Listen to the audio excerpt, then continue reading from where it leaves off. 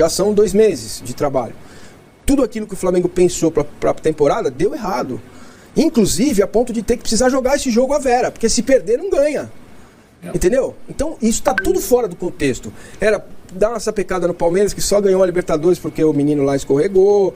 Era dar uma sapecada no Real Madrid no final do ano, fazer o Campeonato Mundial. Era o Del Valle, vai suco. Vamos tomar um suquinho, né? E depois veio o quê? Agora o estadual não vale nada. Vamos deixar os clássicos para depois, porque a gente joga depois. Tá tudo errado, né? Agora, a gente pode acreditar no conto de fadas do Landim, na entrevista brilhante do Mauro César, que foi buscar na fonte a informação, que a gente pode acreditar nisso. Que ele disse que é preparação pré-temporada. Assim, o histórico dele mesmo, Landim e Marcos Braz, eles dizem que é mentira o que eles estão falando. Mas, tudo bem, talvez agora eles tenham se convencido de que é hora de dar um tempo a mais para o treinador. Fala, nação rubro-negra, chegou o dia da gente jogar mais uma final, porque hoje sim vale a Taça Guanabara e no momento que a gente está passando a Taça Guanabara será importantíssima caso a gente conquiste ela. Só que o clima no Flamengo não tá lá essas coisas.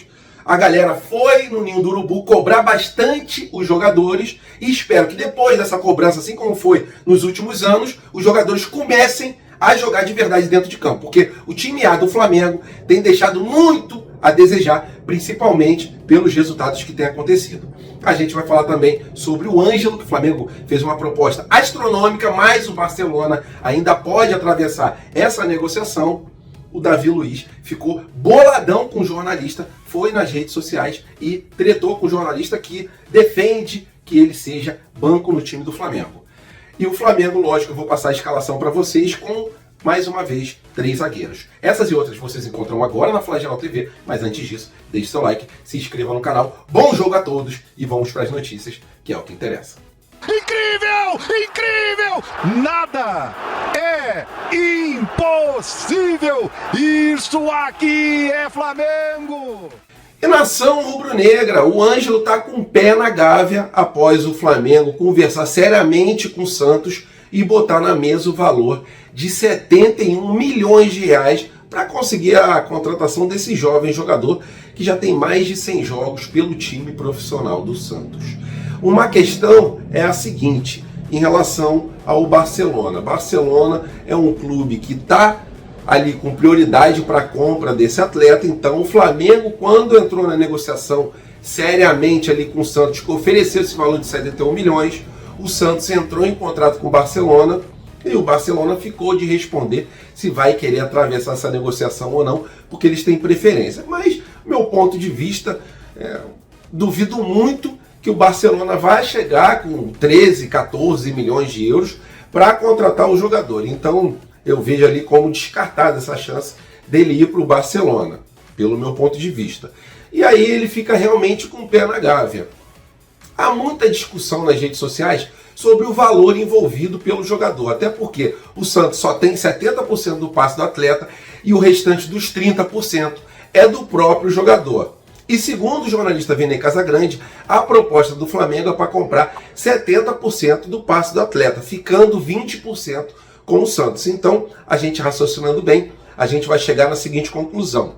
O Santos vai ficar com os 20%, o Ângelo vai abrir mão aí de em torno de 20% do passe dele e vai ficar com apenas 10%. E o Flamengo vai ali pagar luvas para o atleta e por isso o atleta vai abrir mão desses 20%. Valores altíssimos, né?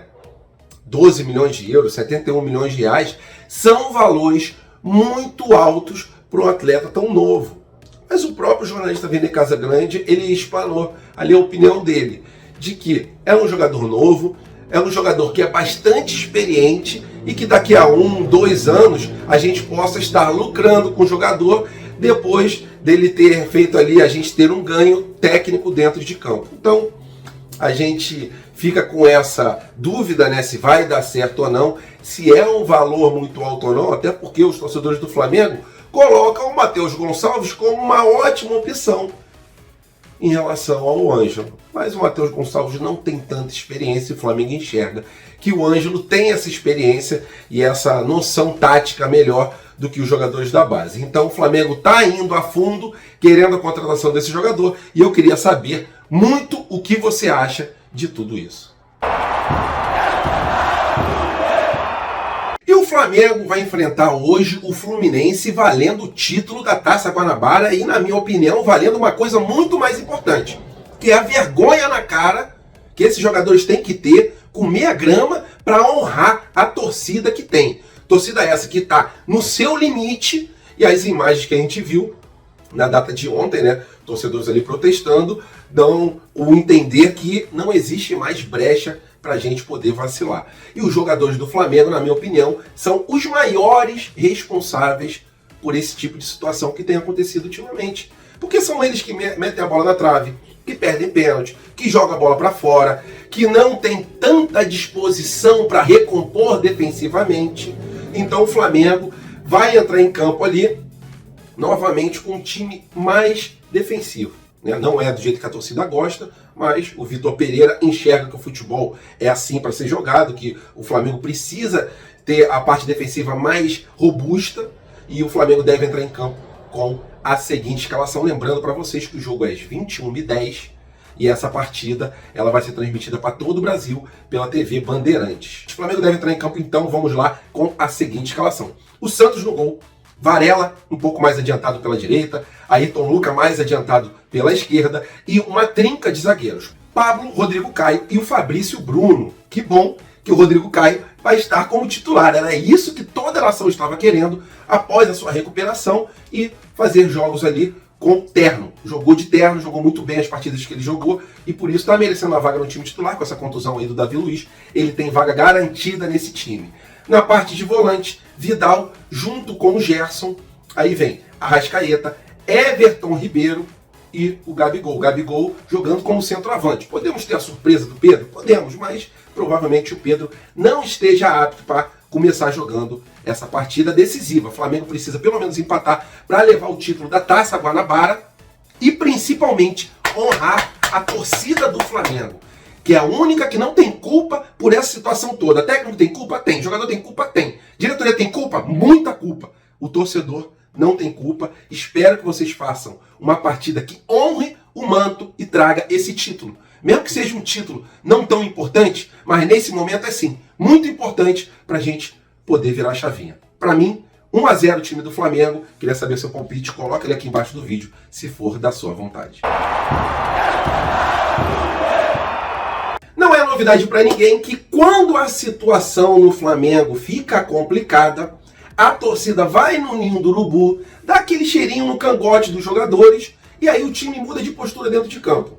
Foi assim vários anos. 2019 no aeroporto com Jorge Jesus. Depois a situação em 2020 dos torcedores chegando também a ter que ir no ninho do urubu e depois o Flamengo mudar da água para o vinho na época do Rogério Ceni, ok? Em 2022 foi a mesma coisa, a gente teve que ir no ninho do urubu, né? A torcida foi no ninho do urubu, deu aquela pressão nos jogadores e o Flamengo começou a jogar bem. E nesse ano de 2023 acredito que seja igual, porque só após a torcida fazer muita pressão, ir lá, gritar, xingar, brigar, entre aspas, né? Brigar assim com palavras, que os jogadores começam a sair da zona de conforto.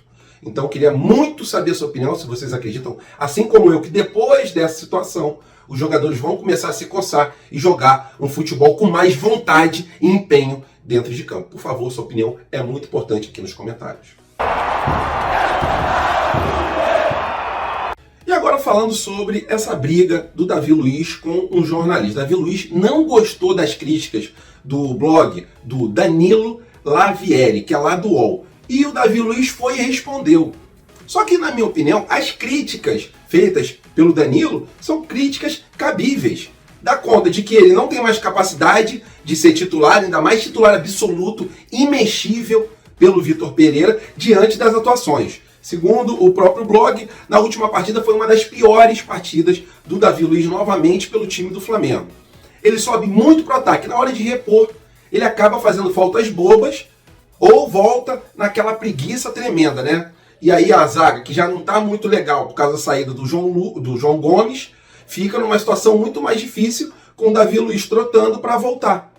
Outra situação que o jornalista explanou foi de quando ele vai para o ataque, ele acaba fazendo muitas faltas bobas dentro da área adversária, onde para o lance do Flamengo, onde o juiz muitas vezes percebe, onde o VAR também muitas vezes percebe, e ele questiona bastante a titularidade do jogador, que ele mesmo fala, pode ser um momento, mas nesse momento o Davi Luiz está em péssima fase e não merece ser titular. Aí o Davi Luiz ele respondeu, né? Ficou bem chateado com essa situação e ele disse exatamente isso aqui, ó.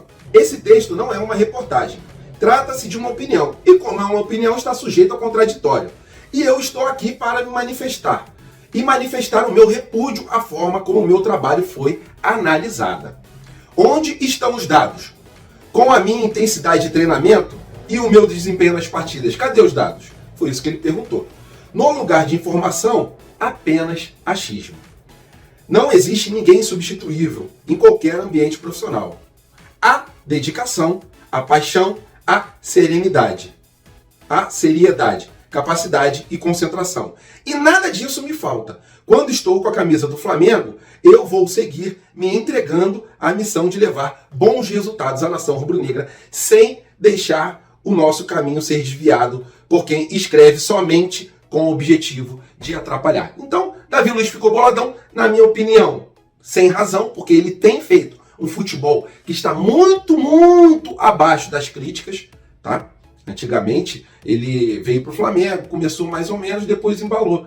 Só que esse ano ele não está legal, está merecendo pegar um banco e a maioria dos torcedores, pelo que eu leio nos comentários, concordam. Então, vou perguntar a sua opinião. Tiraria ou não tiraria o Davi Luiz? Ele está certo ou não de questionar, de ir nas redes sociais e bater de frente com essa opinião desse jornalista? Para mim, o jornalista está com razão e o Davi Luiz está merecendo o banco. Pode ser coisa passageira, mas atualmente está deixando a desejar dentro de campo. Essa é a minha opinião, queria muito saber a sua, coloca ela aqui nos comentários. Valeu, nação rubro-negra, tamo juntos, fiquem com Deus, até a próxima e fui!